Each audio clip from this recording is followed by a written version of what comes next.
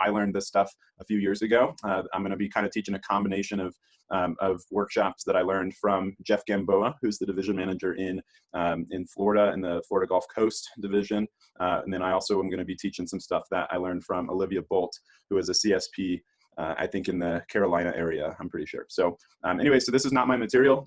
They are, really who I learned this from, but I'm going to be reteaching this and kind of putting both of those workshops together in one workshop and in one video. So I want to start off, just with recommendations, with some questions for you to ask yourself. Okay. Some questions to ask yourself when it comes to recommendations. And if you're in a spot to take notes, I would write these down. I think the first question is how badly, right? How badly do I want them? Right? That's a question you should be asking yourself. How badly do I want recommendations? We focus in training and in meetings, we focus a ton on sales, right? We promote Dirty 30, we promote a big fast start, we promote prizes, we talk about big paychecks, we talk about the push week, right? And when we talk about the push week, we're not saying, hey, my goal for the push is to get 300 recommendations, right? We talk about sales numbers. And it's easy to get lost and so focused on the sales numbers that you forget about recommendations, but recommendations fuel the business, right? They fuel the business. So part of that is proper perspective on why recommendations are important, right? So let me ask you this question. Would you rather have an average order or 20 recommendations, right? Would you rather have an average order or 20 recommendations? Which is more valuable, right? 20 recos. Would you rather sell a homemaker or get 20 recommendations? And now that's a little bit of a tougher question, right? But the correct answer is still 20 recommendations. And now we get really tough. Would you rather sell an ultimate or get 20 recommendations? Now the right answer is both, right? But if you had to choose, right, 20 recommendations. Okay, so how badly do you want them? Do I value them is the next question. Do I value getting recommendations? What if I told you this? Are you guys ready? Recommendations are worth anywhere between $15 and $50 each. Okay, $15 and $50 each, right? What if there was an ATM in your office, right? If you're working from home, what if I put an ATM in your house, but this wasn't like a normal ATM where you had to put in like your debit card. This was an ATM where all you had to do was you had to slide your sheet of recommendations in.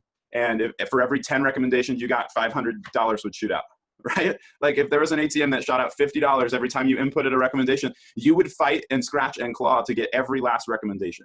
So do you value them, right? Hopefully this will help you remember, right? Because I have reps call in all the time. They're like, I just sold an ultimate set. And it's like, great, awesome job, dude. How many recos? And they're like, oh, I got so excited that I forgot. It's like, no. Like, or they say, oh, I had to get to my next demo, right? The problem with that, the priority is off. Their priority is off.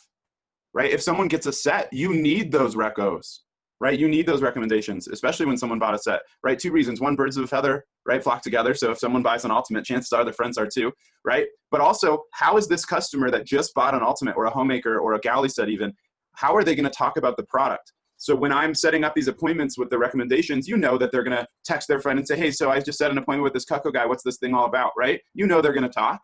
And how do you want your customer, right, talking about the product? I want them being, oh my gosh, you're going to love it. The product's amazing, right? So the priority is off. If you're focused so much on the sale that you're forgetting to focus on recommendations, your priority is off, right? I'd rather be late to my next demo, but get 20 recommendations, right? I'd rather, like these 20 recos are going to create more sales long-term than that one demo was going to, right? The next question to ask yourself is, do I expect them, right? Do I expect them? Right, I'm going to have you do me a favor. Kaylee, stand up for me. Christy, can you take the pen that you have and can you hold it up to your forehead for me? Awesome. What just happened? We have Kaylee standing up and we have Christy holding a pen to her forehead. And you didn't question a thing. Why? Because I asked with an expectation, right? I was assertive when I asked. You can go ahead and sit down and not put your pen on your head. But like, I just had Christy put a pen on her head and Kaylee stand up and they didn't even question it, right? Because I was directing. Does that make sense? And sometimes we ask for recommendations like, do you think you could like maybe jot down like, or do you think you could maybe, and it's like really soft. There's no conviction behind it, right? And it's just too passive, right? It's like, do you think you could maybe write down some recommendations? Like you don't have to, right? Because we're so afraid of like being too aggressive that we end up being way too passive because we're afraid that we're going to mess it up or make the customer upset, right? But like when you say something like, oh, I don't know, it's okay. Like you don't have to. You don't have to, what? Like, yes, they do. You know why they do? Because you expect it, right? So ask for recommendations with an expectation, right? And this word, write it down in all caps, be assertive. Be assertive. Okay, there's a difference. One of the biggest things you'll learn in this job, hopefully, and this is one of the biggest things that I learned, I was always articulate, right? I could always speak well, but I just didn't have confidence behind it when I was younger, before Vector. One of the biggest things that this job taught me was to be assertive, right? In sales, we don't want to be passive. We don't want to be aggressive, right? We don't want to be aggressive where we're like, give me recos now or else. Like, that's not the type of sales that we want to do. But we don't want to be passive where we're like, do you think you could maybe? How many of you know someone where they're just so passive that they end up just getting walked all over by everyone in their life, right? They never are able to speak up for what they actually want. So they end up just kind of getting controlled by people who are a little more assertive in their conversation, right? So how many of you have ever left a demo and you just felt like you got walked all over by your customer, right? Like either in the dropping down process or and they just walked all over you, right? And sometimes it's just that we're so scared of being too aggressive. We don't want to be that pushy salesperson. So we end up just being way too passive. We don't say what we should have said because we're scared, right? But learning to be assertive, there's a fine line between passive and then there's a fine line between aggressive, like passive and then aggressive. We definitely don't want to be passive aggressive, right? But in the middle is what we call assertive. All right, being assertive. Okay, the next question to ask yourself is, why should they give you recos? Why should they give you recos? Couple things. One, they have to love the product, and they have to love you. They have to love both. One doesn't work without the other, right? So when someone says, oh, oh yeah, we'll get some recommendations, but I'll get back to you, right? I'll get back to you. I'll send them later, right? That's because they didn't love like the product. Does that make sense, right? They liked the product, but they didn't love the product, okay?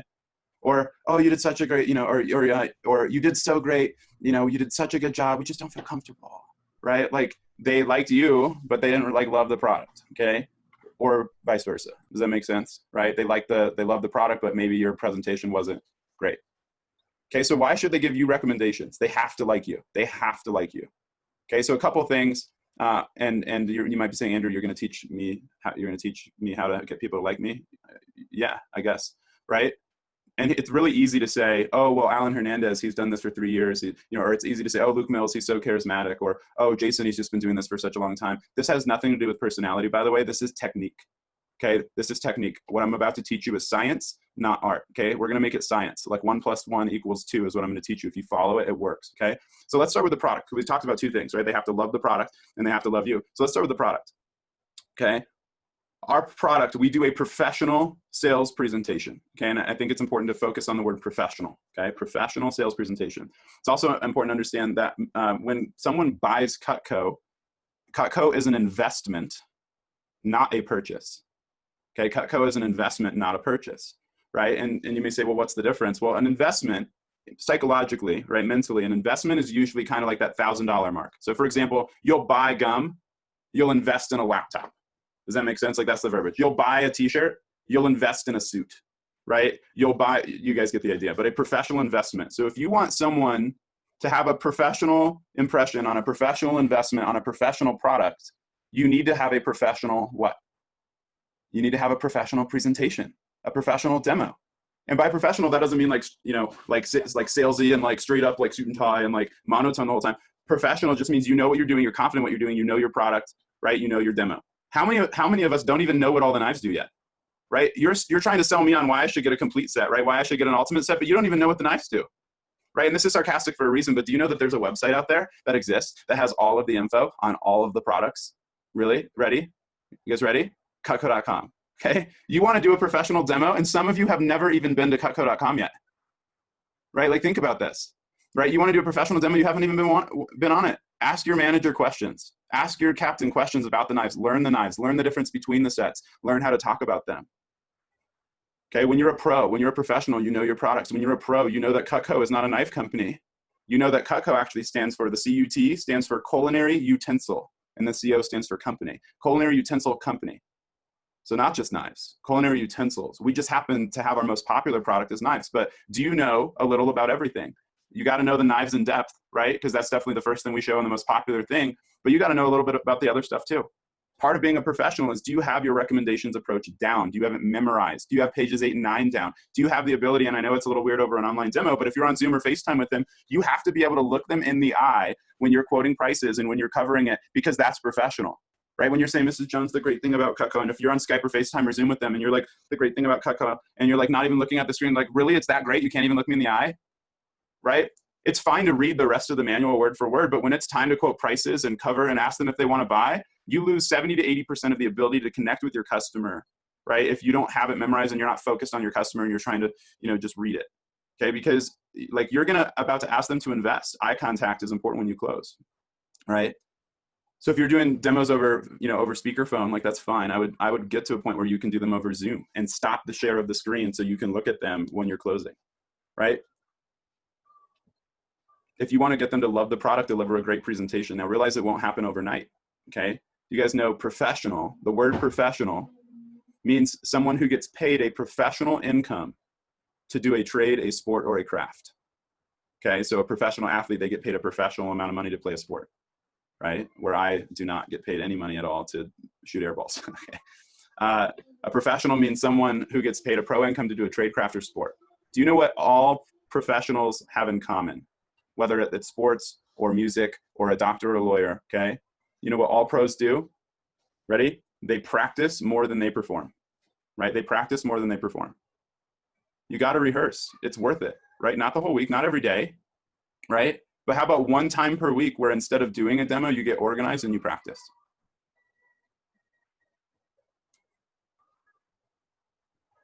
All right. I think part of getting a ton of recommendations is making sure you're mastering the approach, right? Page 16, being able to say word for word, right? You've got to get this down, guys. It's worth it, right? We don't want to be passive. Like I said, we don't want to be aggressive. We want to be assertive, right? So we don't want to be aggressive, like when asking Mrs. Jones, write them down, Mrs. J, right? Like we don't want to do that, right? But don't let your managers fool you. Don't let the top reps fool you. I promise you, your managers have not always been as assertive and confident as they are today, right? So first things first, when you're mastering the approach is no wimpy words, no maybes, no sort ofs, no kind ofs. You got to eliminate those from your vocabulary. Next part of this is be directive, right? Be directive when you're doing the approach. Ask with an expectation. Okay, so a couple things with recommendations, a couple strategies that you can add to your demo. The first is the 4 questions, okay, the 4 questions. And some of you may have learned this before, right? But when you're asking for recommendations, right, in the script already is one of the questions. How did you like my demo, right? How did you like my demo? And this is kind of like just kind of handling the objection before it comes up, right? When I was younger, it was like if I wanted to ask my mom to go do something, I knew the questions were going to come, right? It was like if I wanted to go do something, she's like, did you clean your room? Did you, have you been nice to your brother? Have you, like, all these questions she was going to ask me before she let me go and do something. Anyone relate to that a little bit? Like you want to go out to the pool with your friends and like, did you clean your room? Did you get your chores done? Did you, whatever, is your homework done? So what I learned to do was, hey mom, I just got done cleaning my room. My homework's all done. I've been super cool to Nate today. Can I go to the pool? And I was just like handling it before it came up, if that makes sense, right? So it's the same idea on your demos. You're basically handling, you're getting them to say all of these, answer these questions before you ask for referrals because you're handling it ahead of time. So how did you like my demo? I'm like, oh, it's great. It's great. And now then they're like, oh, it's great. And then you're about to ask for recommendations. Now they're recommending a great demo to their friends. Okay. So the next question you can add. So how did you like my demo? Oh, it was great. Did I do a good job? Okay. Did I do a good job? And they're like, oh yeah, you did so good. Right. You did so great. Okay. The third question, did I make you feel pressured? Okay, how did you like my demo? Did I do a good job? Did I make you feel pressured? And they're going to go, oh no, not at all. I had so much fun, right? And now you're about to ask for recommendations and they're like, they didn't make me feel pressured. Then you're just like reminding them of how great the demo was. Does that make sense? Okay. And then the last one is, hey, did you enjoy the quality of the products? Did you enjoy the quality of the products? So how did you like my demo? Did I do a good job? Did I make you feel pressured? And did you enjoy the quality of the products? And they say, yeah, they're like, yeah, I love the products, right? That's why we bought this complete set, right? And then you go, great. And then you move straight into the script. And now they just basically sold themselves that the demo was awesome. You did a great job. They didn't feel pressured and the products are cool. Why wouldn't they recommend 15 people? Does that make sense? You're kind of just giving your customer, excuse me, the ability, excuse me, to reassure themselves, right? They're reassuring themselves before you ask for recommendations. Make sense? Okay, so those 4 questions. Now let me teach you guys this virtual online demo advanced reco approach. Okay, it's almost identical. It is pretty much identical to what's on the manual, but you can have this PDF pulled up on the side and start using this when you're asking for recommendations. Now use this word for word, right? Some of these questions are already in there. Hey, how did you like my demo? Did I do okay? Great. Now, Mrs. Jones, there's one more very important part where you can really help me out. I get paid every time I show Cutco to someone, but I can only show it to people that I've been personally recommended to. So what I need you to do while I'm writing up your order is just give me your top 100 people who you think might be nice enough to help me out. Pause. I'm just kidding, Mrs. Jones. I only need your top 20 to 30. In other words, I'm not looking for people who would buy, just nice people like you who'd be willing to take a look. And this is where some of the changes happen. For every 10, not if you can get to 10, right? But for every 10 that we get down, you count as one of my sponsors. Once I get 150 sponsors, my manager gives me $150 towards, you can say student loan debt, books for school, you can say a cash scholarship, you can say anything that like ties them into your personal goal that you talked about in the beginning, right? My manager gives me $150 towards blank, right? Most people, this line is money, most people jot down 20 to 30 to count as a double or triple sponsor, but you can write as many as you want. Every 10 helps. Okay, so now you're getting your customer to think in tens, right? They're thinking in tens. Whereas in your initial approach, you like in a wimpy way, you say, Mrs. Jones, go ahead and write down like 10 to 15 people, and they write down 5, okay? But now you're getting them to think in tens, right? For every 10 that we get down, okay? To make it easy, I've got a pen and paper on my end, so you don't have to type out a bunch of numbers. Of course, this line money, of course, I know you'll probably want to email me a huge long list, but I'm just gonna get your top 20 to 30 here, and then I'll give you my email at the end if you wanna send me more. Okay, how many times have you ever had a demo where they're like, oh yeah, we'll email you later. We'll send you a big old list later, and then they never do, right? So what you're doing is you're handling that ahead of time. You're saying, hey, I know you'll probably want to email me a huge long list, right? But I'm going to get your top 20 to 30 here, and then I'll give you my email at the end if you want to send more. So now we're making a huge long list is probably like 50 because you just said, I'll just get your top 20 to 30 here. Like it's no big deal. Okay, so asking with expectation, that's what we talked about earlier, right? Being assertive and asking with expectation. Do you expect 20 to 30 right now, right? And then, hold on, well, I'll give you an opportunity for questions here in a second, okay? But I'm gonna get your top 20 to 30 here, and then I'll give you my email at the end if you wanna send me more. Okay, so who's first in your contacts, right? So who's first in your contacts? When I learned this from Olivia, she said, she doesn't say, hey, who do you think of first? She says, who's first in your contacts, right? And they say, oh, Ashley. Okay, awesome, who's Ashley? How do you know her, right? And they literally start with the first contact, and then they go like through. But just with this approach, if you can get this down and say it with confidence, right, you'll average about 10 to 20, sometimes you'll get 30 recs. And if you are following the objection cycle, which is down here, you'll average double or triple that at least. Okay, so this is the approach, right? And part of being a pro is getting this, practice rehearsing, getting this down, okay? Now moving on, right, after they give you, right, after you're done with the list, whether if it's in person, they hand it to you or you get done writing them down, okay? One thing you might want to think about doing is doing appointments over Zoom, having your Google spreadsheet pulled up and typing the recommendations as they give them to you so they can see it as you're typing them, right? And then you thank them and you say, hey, thank you so much, right? Let's say they gave you 8, right? Thank you so much, right? And you want to be like profusely thanking them, right? Thank you so much. This really helps, right? And put a star next to every single name that they wrote down. It doesn't matter if they wrote down 8 or 28, star every single one. Because the people that they initially give you are usually the people they think are going to buy, usually. Okay, and then when you star everyone in front of them, right, like you're starring them on the screen in front of them, and then you go, here's your next question. Hey, awesome, thank you so much for those 8, Mrs. Jones. Now let's go ahead and put down anyone you know for sure wouldn't buy, right? Let's go ahead and put down everyone you know for sure wouldn't buy, but they'd just be super nice. Okay, so they just wrote down 8, and you say, awesome, thank you so much for those 8, Mrs. Jones. Now let's go ahead and put down anyone you know for sure that wouldn't buy, but they'd just be super nice. So now you just gave Mrs. Jones permission, right, to put down people that are not just buyers, okay? And no matter how many times you say, oh, just lookers, Mrs. Jones, they're gonna be trying to put down buyers, okay? So, hey, awesome, thank you so much for those 8. Now let's go ahead and I'm gonna have you put down anyone you know for sure wouldn't buy, but you think they'd just be super nice, right? And then you ask again, so who do you know that's super nice? All right, so you thank them and you ask them again. Okay, after you thank them and ask them again, that's when you can start to use categories. And this one, if you get really good, right, you realize that when you're building rapport at the beginning of your demo, it's all connected. Rapport is connected to referrals. And if you are smart, you are talking about things in the beginning of the demo to kind of find out who they're connected to. Hey, what do you do for a living? Oh, that's awesome. How long have you been doing that for? That's great. What have you been doing to stay busy during the quarantine, right? You know, things like that. You can find out, like, if they're in church, you can find out like what they do, if they're in like a tennis club or a book club or whatever, and use what you tucked away when you build rapport. So this round of objections is super easy. So you look at this list and they mention their siblings and you say, oh, which one of these, right? They just gave you 8. Which one of these are your siblings, right? And then they say, oh, you know, Susie, my sister's on there. Okay, cool. Well, let's get the other 3 down because I can do, you know, these online, right? So even your brother that lives in New York, right? Because you remember that from rapport. Does that make sense? Right? And you're using categories. And then as you're going through the list, right, taking notes on each person. So how do you know Susie that's right here? And she says, oh, Susie goes to my church. You say, okay, great. And then you write church in the notes. And then you say, oh, which of the other ones are from church? Right? And then they go, oh, no, she's the only one from church. And you go, oh, okay, well, who else do you know from church? Right? Who are some of the other people you know from church? Right? And you're thought jogging, right? You're giving your customer just ideas that they weren't thinking of before. Does that make sense? Right? Be taking notes during the rapport section, right? Any names that they mention of their friends or their siblings, right? Write those down. Okay, free stuff, number 3. I don't know if you guys know this, but you can give your customer free stuff with recommendations, and your manager might have taught you in training that you can give a free peeler at 15 recommendations, but hold free stuff close to the chest. You do not want to offer a peeler for 15 if they were already going to give you 15. You don't want to offer a peeler for 30 when they were already going to give you 30. So wait for them to tap out, right? And then you can offer the peeler for an extra 10. Does that make sense?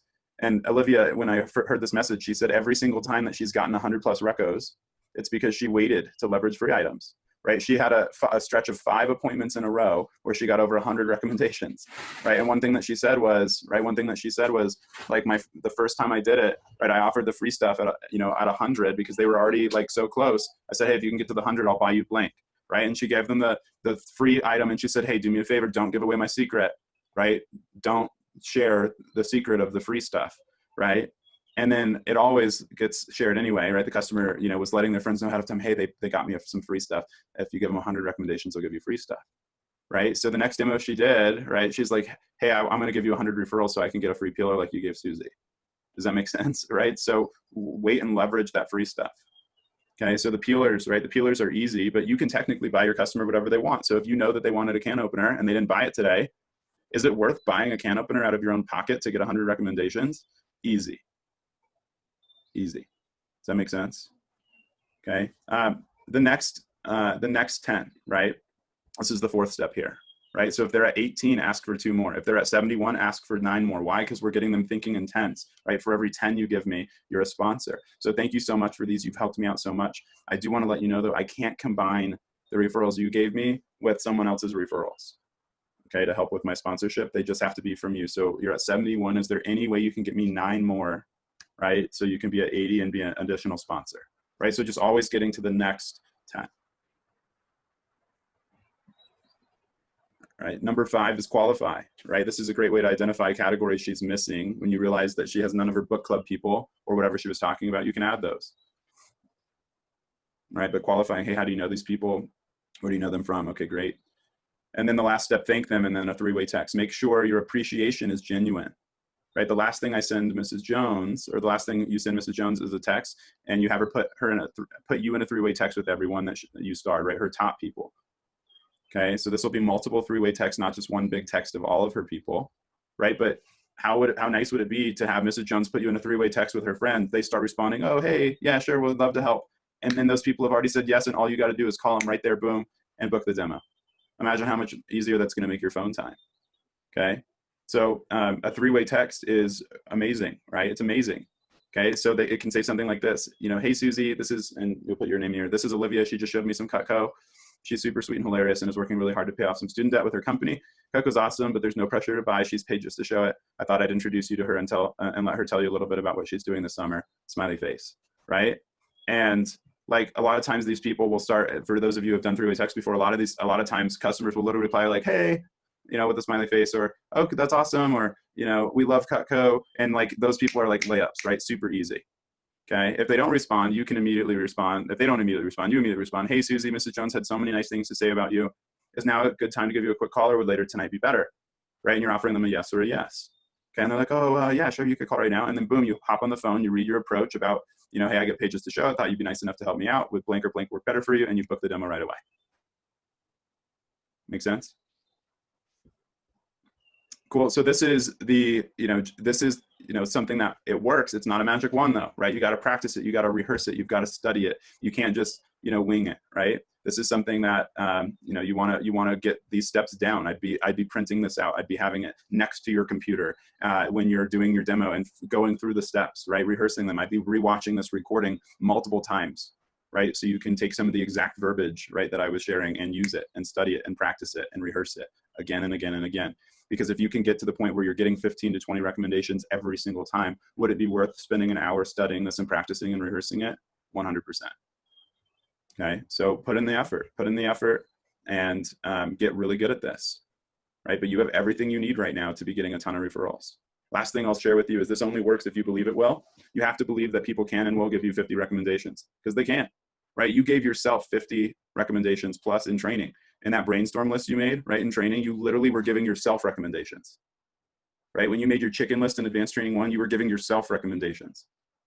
and you gave yourself 50 or 100 recos, and you're telling me your customer can't do the same? They've been on this earth twice as long as you have, right? Think about how many more people they're connected to than you are because they've been around longer, right? So you have to believe and expect that people can give you a ton of recommendations.